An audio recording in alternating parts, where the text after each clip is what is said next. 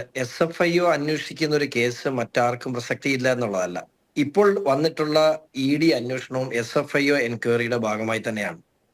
SFIOയുടെ അന്വേഷണം 212 അനുസരിച്ചുള്ള SFIOയുടെ അന്വേഷണം ഇന്ത്യയിലെ കോൺസ്റ്റിറ്റ്യൂട്ട് ചെയ്തിട്ടുള്ള ഏതൊരു അന്വേഷണ ഏജൻസിയെയും അവരോട് സഹകരിപ്പിക്കാൻ കഴിയും.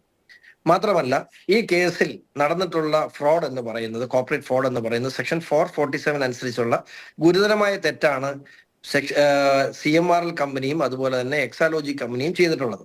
അതിന് കൂട്ടുനിന്ന തെറ്റാണ് KSIDC ചെയ്തിട്ടുള്ളത്. സെക്ഷൻ 447 അനുസരിച്ച് ചാർജ് കൊടുക്കണമെങ്കിൽ തീർച്ചയായിട്ടും അന്വേഷണം അതിന്റെ ചാർജ് സബ്മിറ്റ് ചെയ്യേണ്ടത് തീർച്ചയായിട്ടും ED ആണ്, എൻഫോഴ്സ്മെന്റ് ഡയറക്ടറേറ്റ് ആണ്. കാരണം PMLA അനുസരിച്ച് ഒരു കേസ് അന്വേഷണത്തിലേക്ക് നീങ്ങണമെന്നുണ്ടെങ്കിൽ തീർച്ചയായിട്ടും അത് ആ നടപടികൾ സ്വീകരിക്കേണ്ടത് ED ആണ്. ഇതോടൊപ്പം തന്നെ ഇതിന്റെ പല ഘട്ടമാണ്. ഞാൻ പറഞ്ഞില്ല, ഇത് കേസ് ഒന്നാമത്തെ ഘട്ടത്തിൽ ഒരു മഞ്ഞുമലയുടെ ഇപ്പുറത്ത് മാത്രമാണ് നമ്മൾ നിൽക്കുന്നത്. രണ്ടാം ഘട്ടത്തിൽ തീർച്ചയായിട്ടും ഈ കാശ് എന്തിനാണ് ഇവർ കൈപ്പറ്റിയത് എന്ന് അന്വേഷിക്കേണ്ടിയിരിക്കുന്നു. മൂന്നാം ഘട്ടത്തിൽ രണ്ടാം ഘട്ടത്തിൽ ഇവർ കാശ് കൈപ്പറ്റിയോ എന്ന് കൃത്യമായി അന്വേഷിക്കുകയും നടപടി സ്വീകരിക്കുകയും ചെയ്യേണ്ടതുണ്ട്. മൂന്നാം ഘട്ടത്തിൽ എന്തിനാണ്, ആരൊക്കെയാണ് ഈ പണം കൈപ്പറ്റിയതെന്ന് കണ്ടെത്തേണ്ടതായിട്ടുണ്ട്. അത് മൂന്നാം ഘട്ടത്തിൽ തീർച്ചയായിട്ടും ഈ SFIയുടെ അന്വേഷണത്തിന്റെ ഭാഗമായി തന്നെ CBIയും ഈ കേസിൽ എൻ്റർ ചെയ്യും എന്നുള്ള കാര്യത്തിൽ എനിക്ക് യാതൊരു സംശയമില്ല. ഈ കേസ് നല്ല രീതിയിൽ തന്നെ ഇപ്പൊ SFIയുടെ അന്വേഷണം എവിടെ നിൽക്കുന്നു? 1.5 മാസക്കാലമായി SFIയുടെ അന്വേഷണം ആരംഭിച്ചിട്ട്. ഇതിനിടയിൽ തന്നെ SFI 3 റെയ്ഡുകൾ, ഇതുമായി ബന്ധപ്പെട്ട് 3 റെയ്ഡുകൾ നടത്തിയിട്ടുണ്ട്. 12ഓളം സ്ഥാപനങ്ങൾക്ക്, CMRലും അതുപോലെ തന്നെ നമ്മുടെ എക്സാലോജിക്കുമായി ബന്ധപ്പെട്ട് 12ഓളം സ്ഥാപനങ്ങൾക്ക് അവരുടെ ട്രാൻസാക്ഷനും മറ്റു രേഖകളും ഹാജരാക്കാൻ പറഞ്ഞ് 12ഓളം സ്ഥാപനങ്ങൾക്ക് നോട്ടീസ് നൽകി കഴിഞ്ഞു. അതിനുശേഷം, ആ നോട്ടീസിന് ശേഷം അവരുടെ രേഖകൾ ഹാജരാക്കിയതിനു ശേഷം 6ഓളം ആളുകളെ നേരിട്ട് ഹാജരാകാനും ചോദ്യം ചെയ്യാനും വിളിച്ചു വരുത്താൻ സമൻസ് നൽകിയിട്ടുണ്ടെന്നാണ് എനിക്ക് അറിയാൻ കഴിഞ്ഞത്. ഇപ്പൊ തന്നെ നമുക്ക് ഈ കേസ് തന്നെ എടുത്തു. ഇന്നല്ലേ ഈ വാർത്ത പുറത്തു വന്നത്?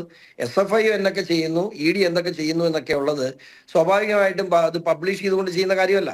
ഇവൻ ഞാൻ പറയട്ടെ, എനിക്ക് ഇനിയും SFIOക്ക് ഡോക്യുമെന്റ്സ് സബ്മിറ്റ് ചെയ്യാറുണ്ട്. ഞാനത് കോടതി വഴി സബ്മിറ്റ് ചെയ്യാൻ വേണ്ടി കോടതി സമർപ്പിക്കുകയാണ്. അപ്പോൾ ഞാൻ പറഞ്ഞത്, ഇവിടെ ഇനിയും ഈ അന്വേഷണത്തിന് ഒത്തിരി ദൂരം മുമ്പോട്ട് പോകേണ്ടതായിട്ടുണ്ട്. അതിന്റെ ഒന്നാമത്തെ ഘട്ടത്തിൽ തന്നെയാണ് നമ്മളിപ്പോൾ നിൽക്കുന്നത്. അതിന്റെ ഒരു പ്രാഥമിക നടപടി എന്ന നിലയിൽ എൻഫോഴ്സ്മെന്റ് ഡയറക്ടറേറ്റ്, അതായത് മണി ലോണ്ടറിംഗ് ഉൾപ്പെടെയുള്ള കാര്യങ്ങളിൽ അന്വേഷണം നടത്തേണ്ട ഏജൻസി, SFIയുമായി ബന്ധപ്പെട്ട് നിൽക്കുന്ന ഏജൻസി ED തന്നെയാണ്. ആ ഘട്ടത്തിലാണ് ഇപ്പോൾ EDയുടെ എൻട്രൻസ് ഉണ്ടായിട്ടുള്ളത്. ഒരു കാര്യം കൂടി ക്ലാരിഫിക്കേഷന് വേണ്ടി, അപ്പോൾ സീരിയസ് ഫ്രോഡാണ് നടന്നിട്ടുള്ളതെന്ന് SFIO അന്വേഷണത്തിൽ ബോധ്യപ്പെട്ടിട്ടുണ്ട് അല്ലേ? അങ്ങനെ അനുമാനിക്കാം. തീർച്ചയായിട്ടും SFI അന്വേഷണം ആരംഭിച്ച് 28ാമത്തെ ദിവസമാണ് ഈ ഒരു ECIR വന്നിട്ടുള്ളത്. FIR അല്ല, ഈ എൻഫോഴ്സ്മെന്റ് ഫയൽ ചെയ്യുമ്പോൾ അത് എൻഫോഴ്സ്മെന്റ് കേസ് ഇൻഫർമേഷൻ റിപ്പോർട്ടാണ്. അത് ഫയൽ ചെയ്തിട്ടുള്ളത് 28ാം തീയതിയാണ് എന്നാണ് എനിക്ക് കിട്ടുന്ന അറിവനുസരിച്ച് മനസ്സിലാക്കാൻ കഴിയുന്നത്.